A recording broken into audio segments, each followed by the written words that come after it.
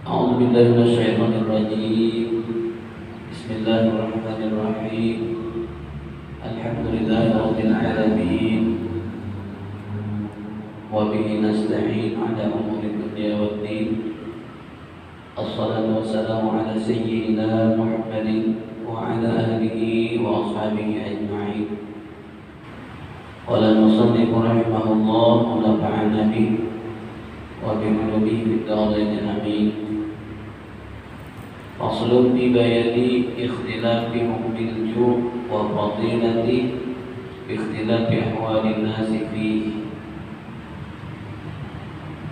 Ini satu pasal pada menyatakan bersalah-salahan hukum lapar itu dengan sebab bersalah-salahan kelakuan manusia, dan bersalah-salahan kelebihan lapar itu sebab bersalah-salahan kelakuan manusia.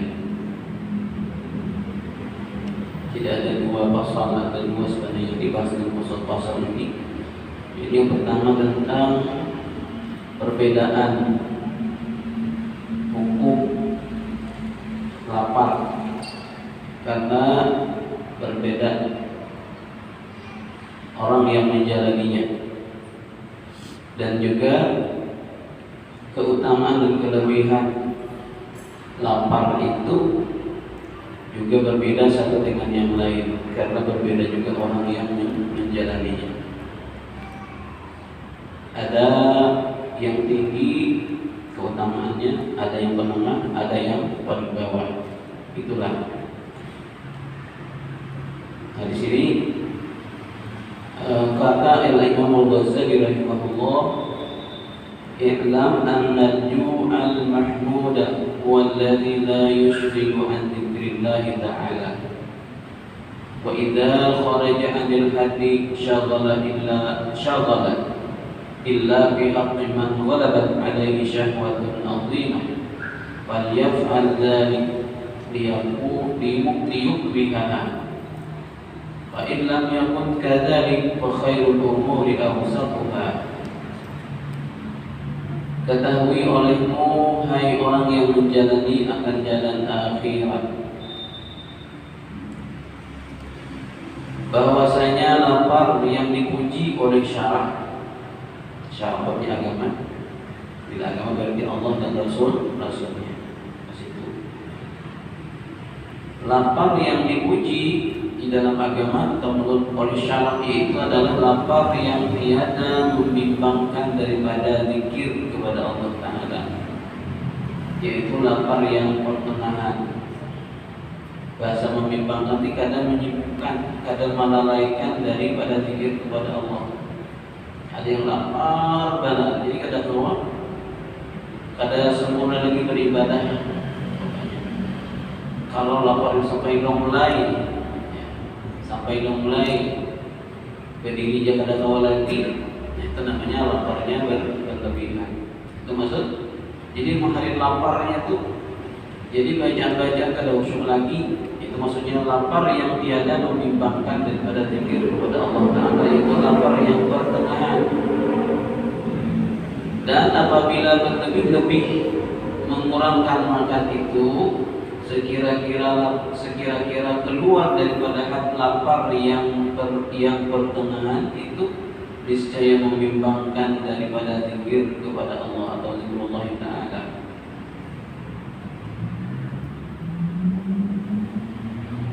Maksudnya lapar yang berlebihan tadi itu akan mempengaruhi, ada pengecualiannya.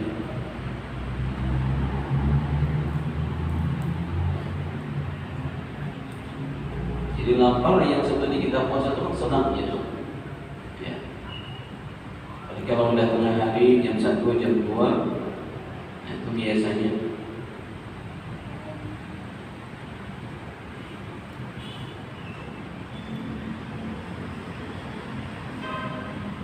Tapi kan lain lagi kalau puasa itu. Kalau ini kan jalan orang yang menjalani thariqah ahli sufi.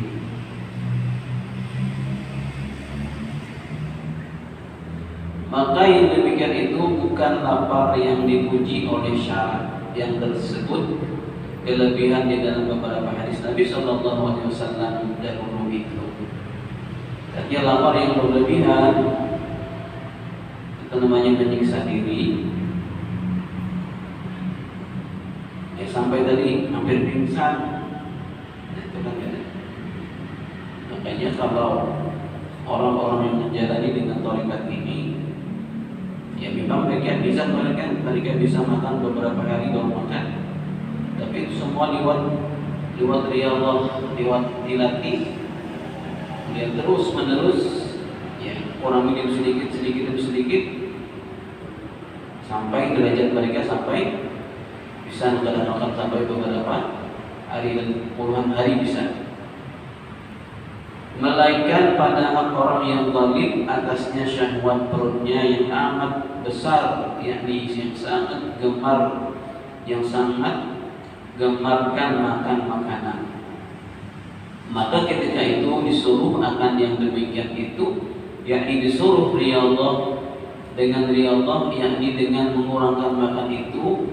Dan jikalau keluar daripada hati yang demikian itu sekalipun, hingga jadi hilang syahwat perutnya yang sangat gemar akan makanan itu, sekira-kira jadi biasa ia mengurangkan akan makanan itu. Maksudnya kecuali orang yang nafsunya itu makannya luar biasa, ya, maka orang itu ketika dia mau menjalani atau menjadi jalan ini, dia harus menekan dengan sekuat-kuatnya siksa dirinya oleh supaya dengan tujuan supaya nafsunya itu nafsu yang suka atau bahasa yang rakus mau makan itu jangan sampai tumbuh subur supaya dikekang lalu menjadilah nafsu yang pertengahan tadi pada. Jadi artinya kalau orang sudah terlatih yang sudah biasa lapar yang pertama itu sudah biasa, tapi bagi mereka yang belum menjalani, apalagi kalau nafsunya tadi makan itu luar biasa sangat disukai, maka orang itu harus benar-benar dengan kuat menahan nafsu makannya tadi sampai terbiasa hilang nafsu yang kuat itu menjadi nafsu yang pertengahan, yakni sekira-kira jadi tabiat syahwatnya itu pertengahan, hanya kada lapar.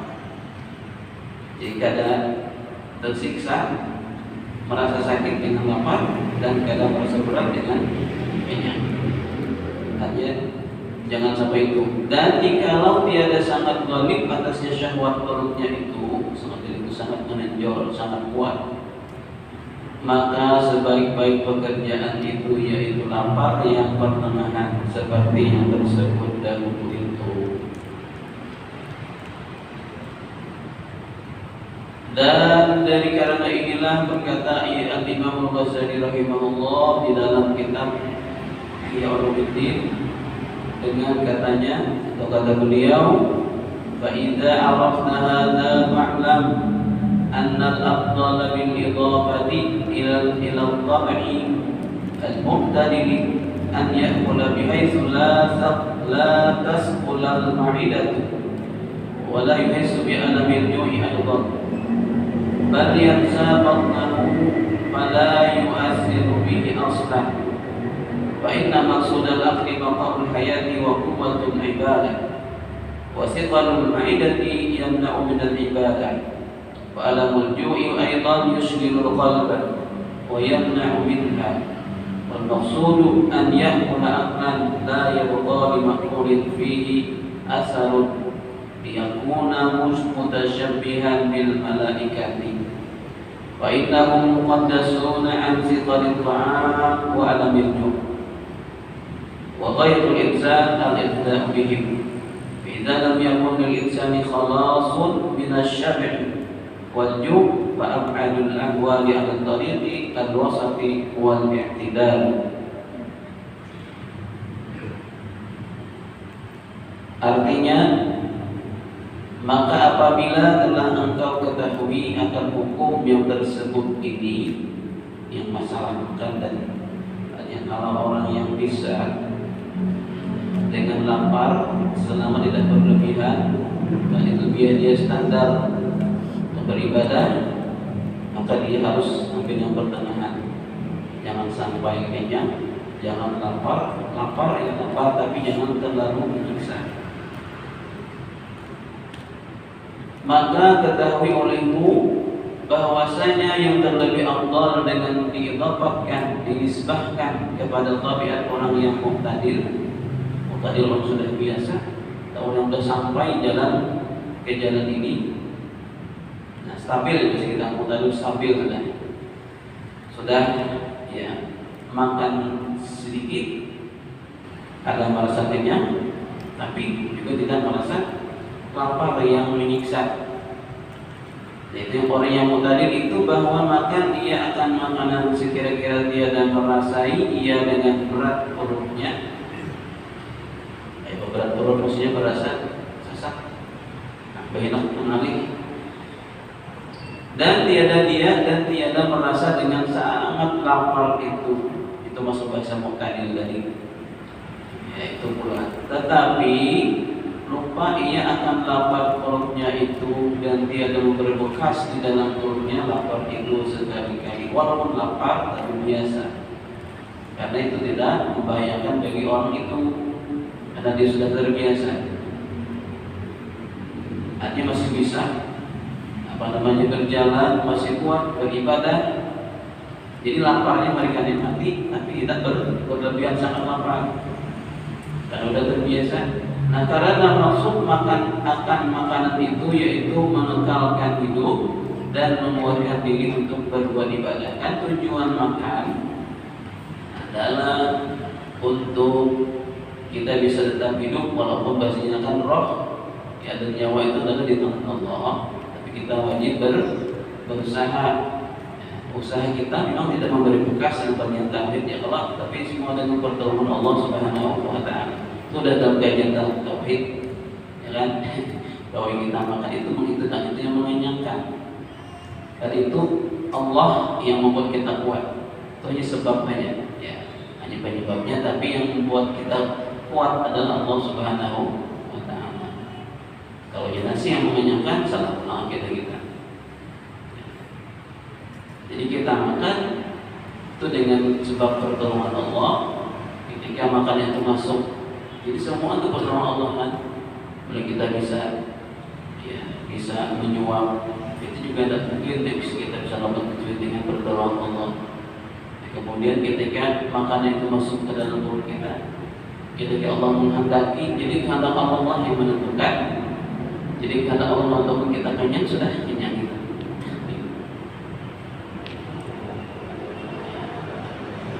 Memang akhirnya seperti itu harus kan kita ingin. Kalau kita berpikir api itu yang membakar, ya kan? Nah itu akhirnya kita akan melenceng. Kalau api itu menghanguskan dengan kekuatan yang Allah berikan pada api, itu juga masih belum lurus. Ya, buktinya Nabi Ibrahim dibakar oleh Raja Namrud dengan api gunung selama 1 minggu dan riwayat tidak apa-apa sih, ya kan? Tidak ada apa-apa. Artinya api tidak menghanguskan. Nah, jadi kehendak Allah itulah yang menentukan. Allah berkehendak maka terjadilah. Jadi api dengan kekuatan yang Allah berikan kepada api, ketika benda itu tersentuh dengan api, Allah kehendaki benda itu hangus, maka hangus. Jadi bukan api itu yang menghanguskan, tetapi kehendak Allah lah yang terjadi.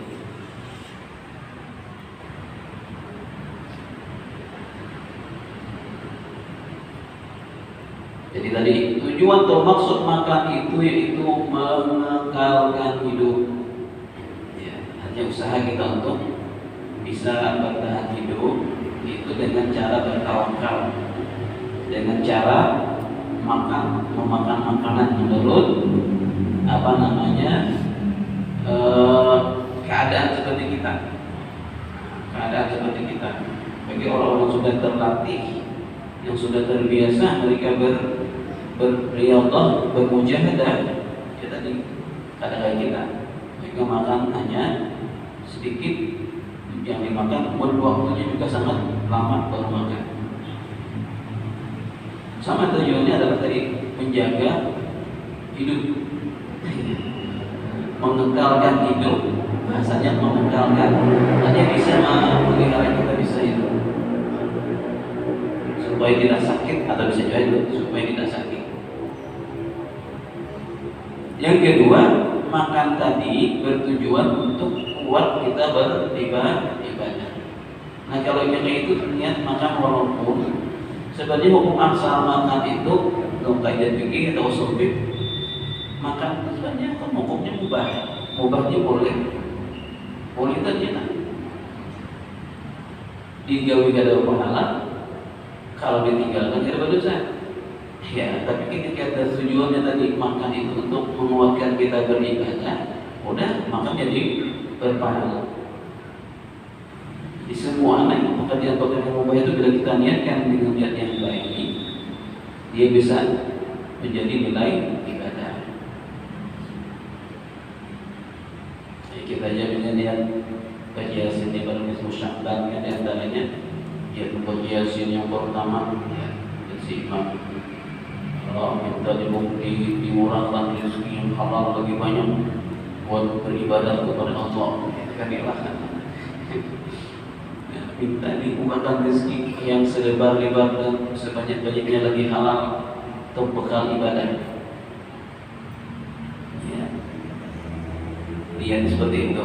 Begitu dapat, ada yang lagi dengan niat. Maka yang dimaksud itu bahwa makan ia akan makanan yang pertengahan. Sekira-kira tiada tinggal bagi makan itu di dalam perutnya bekas sangat lapar, dan tiada tinggal di dalam perutnya itu bekas sangat kenyang. Tadinya mestinya seperti itu, ya. Seperti itu. Makan, habis makan itu tidak ada merasa berat di dalam perut. Kemudian tidak ada juga masih merasa lapar. Nah, itu yang stabil. Yang di hadis Nabi itu, nahnu qaumun la na'kul hatta naju wa idza akalna la nashbah. Kami adalah kaum tidak makan kecuali lapar, dan bila makan tidak sampai kenyang. Yakni adalah makan yang dimaksud dan dipuji, yang dipuji oleh syara itu makan akan yang pertengahan. Sekira-kira tiada berasa di dalam perut itu sangat lapar, dan tiada berasa sangat kenyang, supaya adalah yang demikian itu menyerupai akan malaikat. Nah, itu kajiannya sampai kita mengejar apa namanya standarnya malaikat. Memang berat, ya. Karena malaikat itu kerja beliau sidin-sidin itu kan ibadah aja. Makan kadang, tapi ada lapar. Ya. Mukanya menyatakan kadang-kadang makan. Karena mereka tidak punya nafsu tidak punya. Jadi anak makan itu kadang karena ada lapar. Kenapa itu? Itulah sudah Allah menghendaki. Ya. Mereka itu diciptakan hanya untuk ibadah kepada Allah. Jadi yang dikejar dalam kajian kita di sini, ya, soal makan nanti adalah supaya menyerupai barang yang kada sama, yang mirip-mirip bang, kayak malaikat dan mungkin, ya, kita kategori malaikat kategori malaikat kada bekerja secara duniawi, dan malaikat kada makan, malaikat kada punya keinginan dan sebagainya. Mampu orang yang dari Allah dan mujahadah seperti itu luar biasa. Dan orang-orang yang tinggi yang bisa melebihi kepada tingkat para malaikat. Seperti para nabi dan rasul, mereka melebihi derajat daripada para malaikat. Jadi di sini tujuannya adalah karena yang demikian itu menyerupai, ia akan menyerupai akan malaikat. Karena malaikat itu maha suci daripada makanan dan maha suci daripada sakit lapar itu. Dan sehabis-habis maksud manusia itu yaitu mengikut dengan perangai malaikat. Maksud sehabis-habis ini tujuan akhir dari kita manusia itu dalam hal yang tadi adalah tujuannya adalah masalah makanan ini aja ya, itu mengikut kepada malaikat. Walaupun itu kan kada persis sama, tapi ke sana malaikat itu kadang merasa kenyang dan mereka kadang lapar. Jadi yang stabil itu.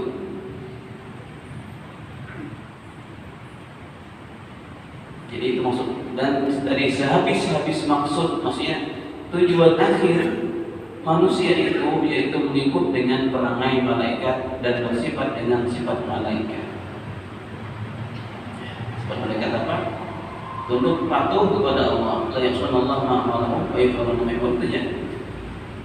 Allah sebutkan tentang surga, alaiha malaikatun ghilab, ya, tentang neraka, la ya'sunallahu ma amarahum. Mereka tidak pernah durhaka kepada Allah, apapun yang Allah perintahkan kepada mereka, wa yaf'aluna ma yu'marun, dan mereka melakukan apa aja yang mereka diperintahkan.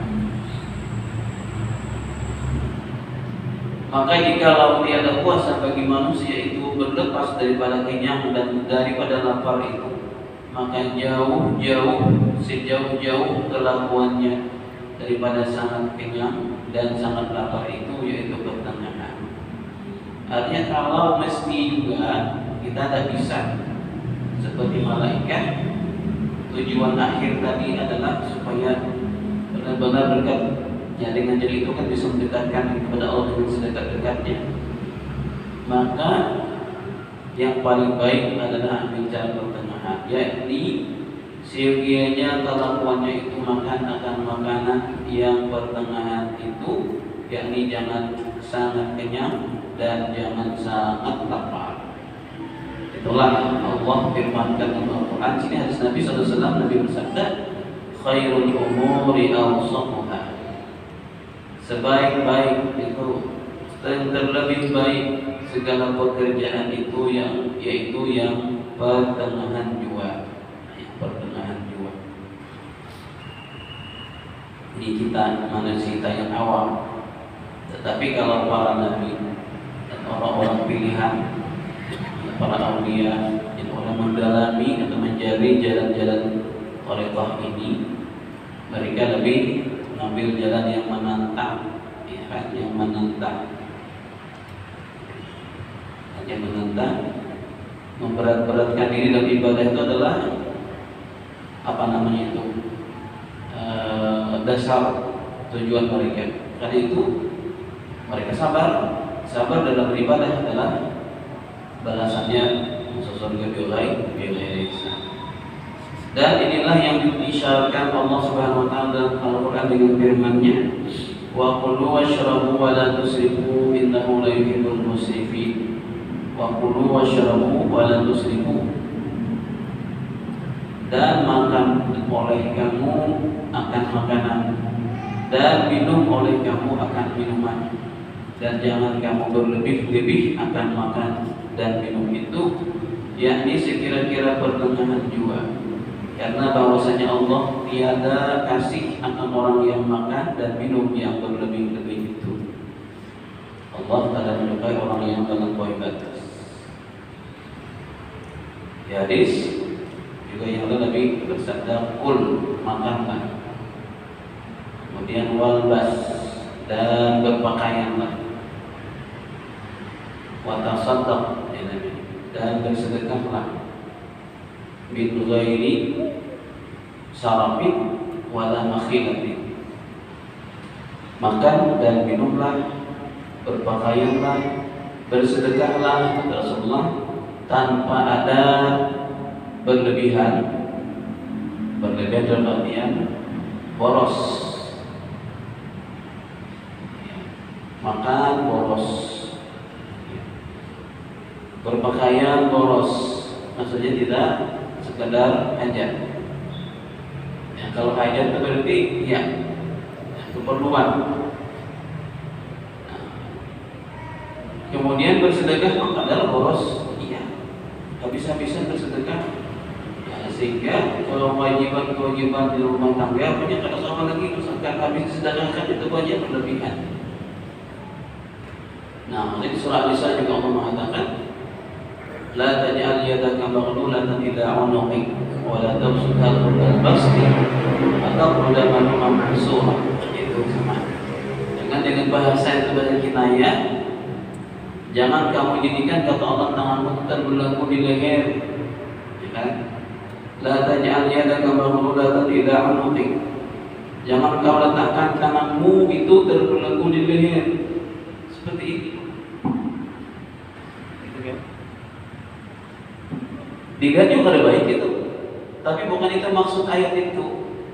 Makanya Allah mengatakan jangan menatap situ ya. Ya Allah. Memang larangan Allah itu secara lapas seperti itu. Jangan kamu meletakkan tanganmu itu terbelenggu di leher, dan jangan juga kamu bukakan selebar-lebarnya wala taqsutha kullal basti. Padahal itu kinayah.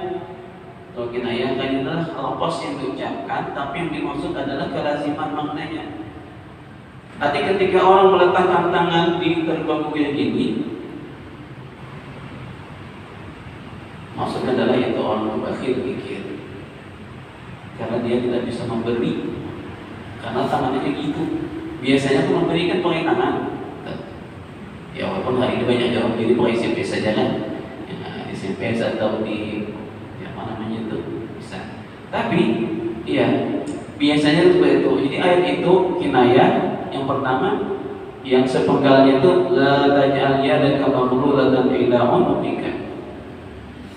Maksud janganlah kamu jadi orang yang kikir, dan jangan juga kamu membuka tanganmu selebar-lebarnya.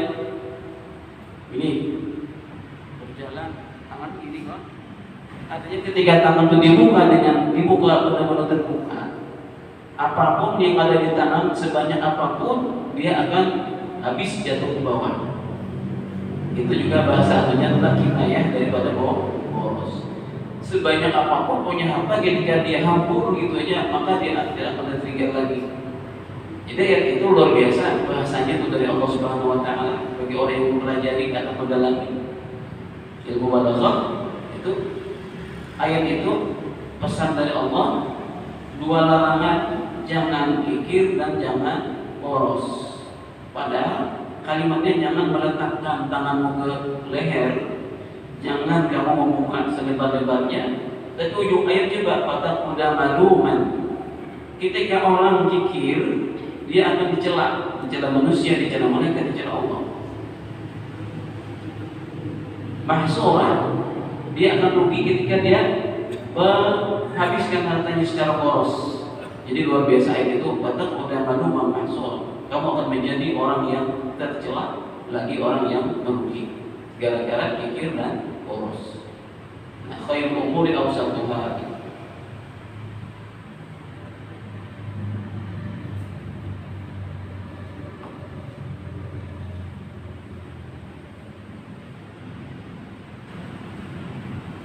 Yang lagi tobat sudah lagi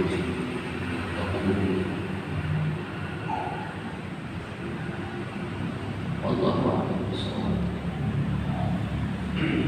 Qala al-musannif rahimahullah, tentang beliau memberikan bahan renungan kepada kita, mulai Imam Al-Qurtubi mulai diringkas oleh Syekh Al-Asy'ari. Beliau memberikan pemikiran renungan kepada kita agar kita merenung dan kita pasti akan menjalani yang namanya jalan di atas neraka. Dan Allah, wa in minkum illa wariduha kana ala dzalika hatman maqdiyyan. Dan seorang pun kamu itu pasti akan melewati neraka. Maksudnya kalau di atas neraka itu ada sirat, ada titian yang sangat tajam, sangat kecil, halus, lebih halus dari rambut bahasanya itu, dan lebih tajam daripada mata atau pedang. Itu walaupun itu kan secara umum.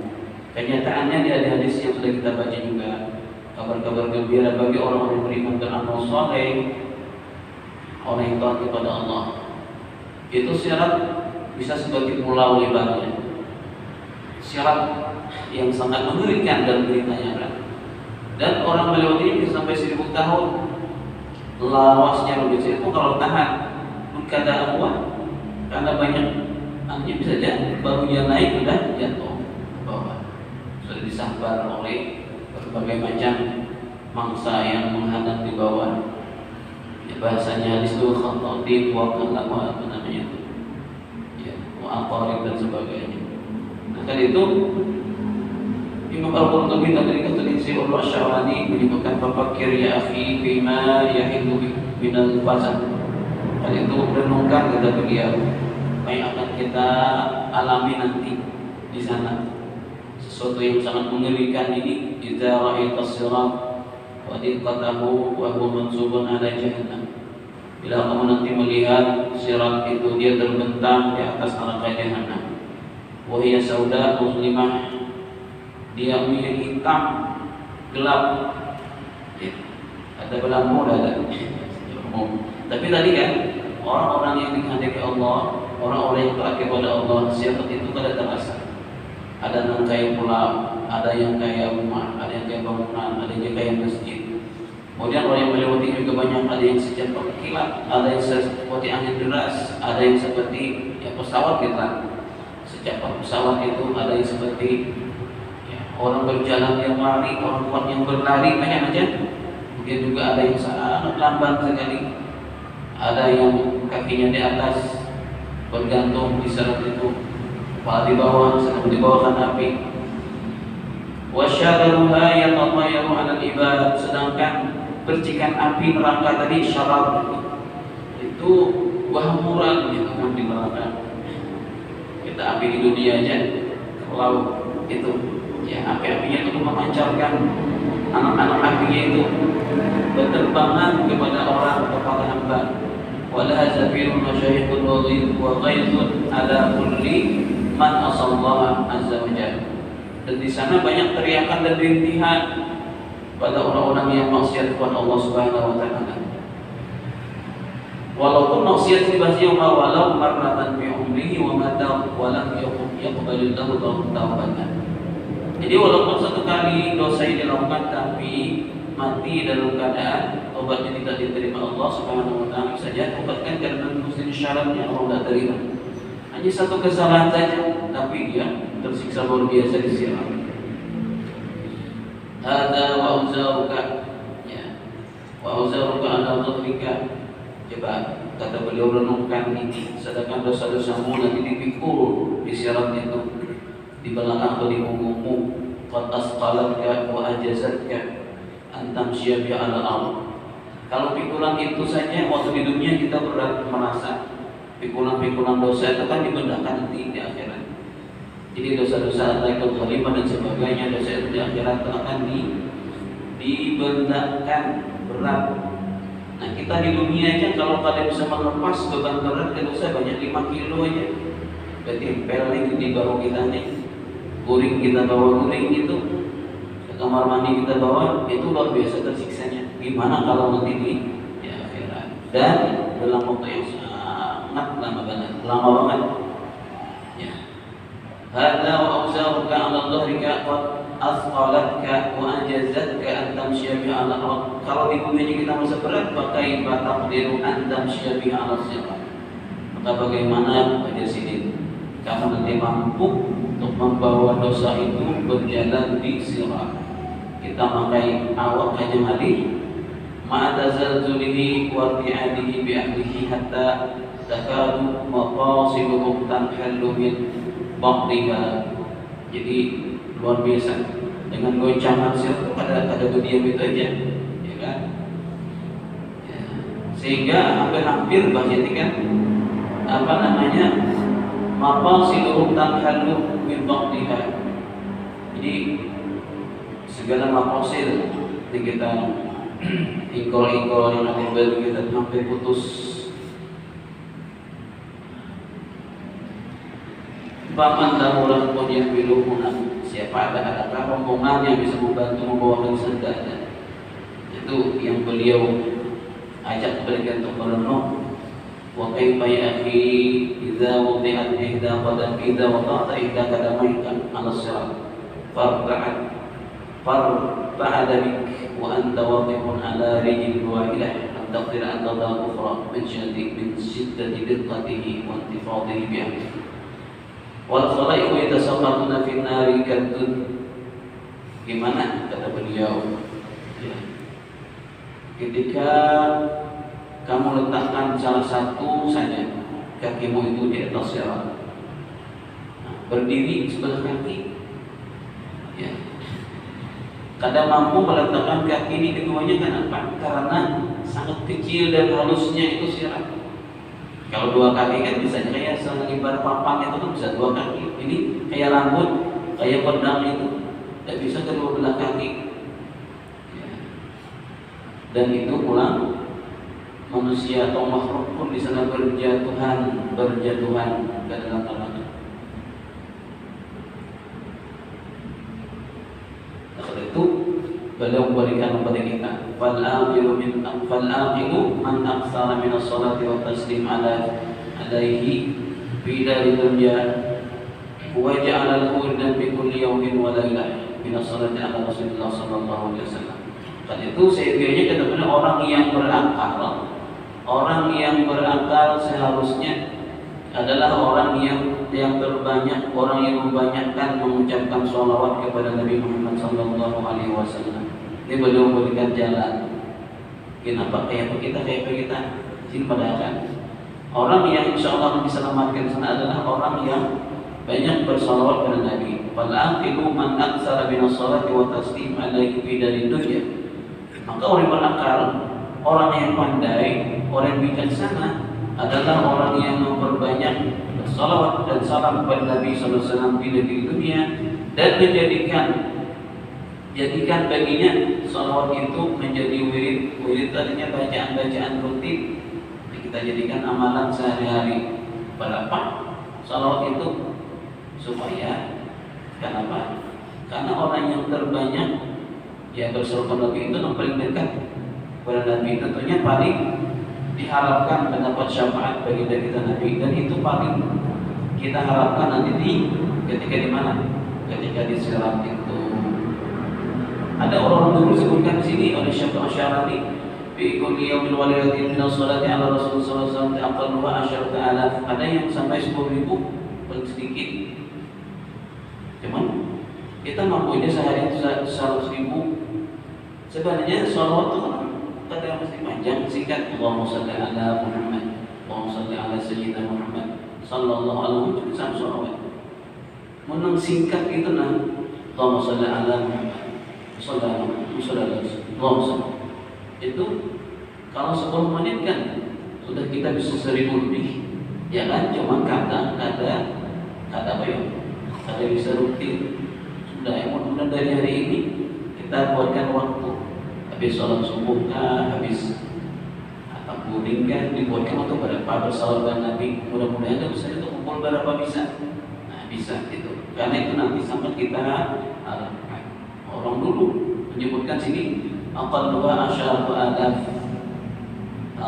alafi salatin bil yawmi wal lailah. Yang sekurang-kurangnya 10.000. Iya memang ketika bilang 10.000 banyak banget, padahal ada salat itu singkat. Ya kan? Singkat ada sallallahu alaihi sayyidina Muhammad. Itu kan price sayyidina tuh. Kalau ada mereka biasa itu supaya cepat sallallahu alaihi Muhammad, sallallahu alaihi Muhammad. Allahumma shalli ala Muhammad. Bagusnya pakai sayyidina, ya kan? Bisa ini. Cepat nih, asalkan huruf-hurufnya jangan sampai rusak. Sallallahu alaihi wasallam, sallallahu alaihi wasallam. Sambil pengendaraan kan, sambil cuman kadang-kadang kan kalau nonton sinetron setengah jam itu kalau saatnya berapa? Padahal kalau kita sambil baca salawat apa bagusnya sambil berujur, sambil duduk di kursi, banyak banget waktu kita. Allah berikan waktu kan 24 jam kita pakai untuk sholat. Ya, sholat yang singkat-singkat dia. Berapa 5 kali sholat kita 4 menit, ya 3 menit, 4 menit. kali 5 ke depan situ aja. Padahal Allah berikan waktu 24 jam. Mudah ini jadi pemikiran dari sini dia bukan dari mulut nih, dari Syekh Masya Allah ini menyebutkan. Nah, mudah-mudahan itu nanti ya, Rasulullah SAW kan beliau kenal. Tentunya di samping kewajiban kita kepada Allah ya, juga ini kan amalan-amalan sunnah.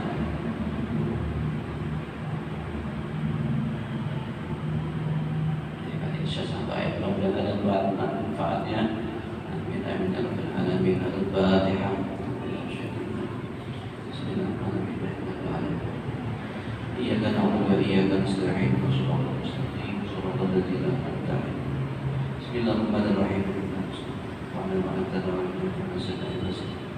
Alhamdulillah ala kulli hal.